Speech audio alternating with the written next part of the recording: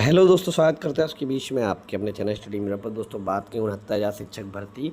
Supreme court सुनवाई के बाद जो सरकार जो लिस्ट लाएगी, क्या आंसर की वाले अभ्यर्थी शामिल होंगे, सबको डिस्कस करेंगे इस वीडियो माध्यम से। तो वीडियो बिना स्किप करने तक बने रहिए मेरे साथ आपके अपने चैनल स्टडी मिरर पर। जो लोग चैनल पर नए हैं तो प्लीज़ चैनल को लाइक करें, शेयर करें, सब्सक्राइब करें, साथ में बेल आइकन दबाना भूलें ना, ताकि मेरे वीडियो नोटिफिकेशन आप तक पहुँचते रहे।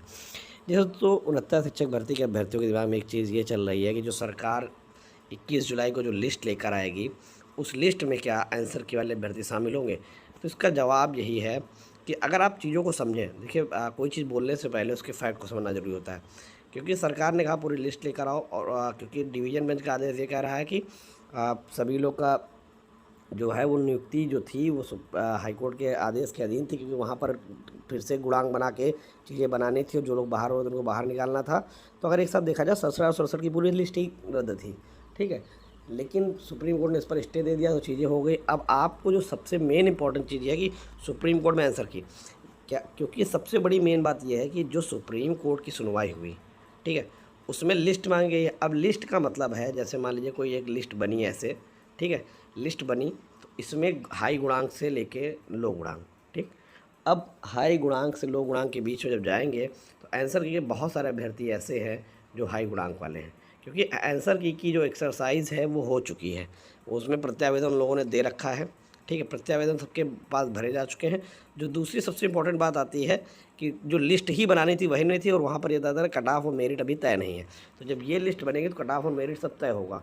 तो जो हाई गुणांक के अभ्यर्थी होंगे मेरे अकॉर्डिंग इस लिस्ट में शामिल रहेंगे, ठीक है, क्योंकि जो लिस्ट आएगी इसमें जो भी हाई गुणांक के अभ्यर्थी होंगे वो सारे के सारे शामिल रहेंगे। क्योंकि जैसे मान लीजिए एससी का 61 है, 61.1 गया था, ठीक है।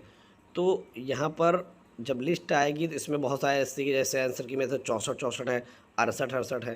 तो ये 64 और 68 वाले जो अभ्यर्थी हैं इस लिस्ट में शामिल रहेंगे, ठीक है, इस लिस्ट में शामिल रहेंगे। तो इसलिए किसी को बहुत ज़्यादा परेशानी जो नहीं, जो लिस्ट है ये जो आ चुकी है, ठीक है, जैसे ही आ जाएगी उसमें आप लोगों का नाम 99.99% रहेगा ही रहेगा, ठीक। अगर नहीं रहता है भाई, दबे 1% चांस मान लेते नहीं भी रहता है, तो फिर एडवोकेट के माध्यम से अपनी बात कोर्ट में रखी जाएगी। इस लिस्ट में हाई गुणांक हम हैं तो हमारा नाम क्यों नहीं। वैसे उम्मीद मुझे पूरी लगती है कि लिस्ट में नाम होगा, क्योंकि 69 आंसर की का प्रकरण माननीय सर्वोच्च न्यायालय ने बहुत पहले सॉल्व किया है। ये बात विभाग के अधिकारियों के दिमाग में होगी ही होगी, तो इसलिए बहुत ज़्यादा किसी को घबराने और परेशान होने की जरूरत नहीं है।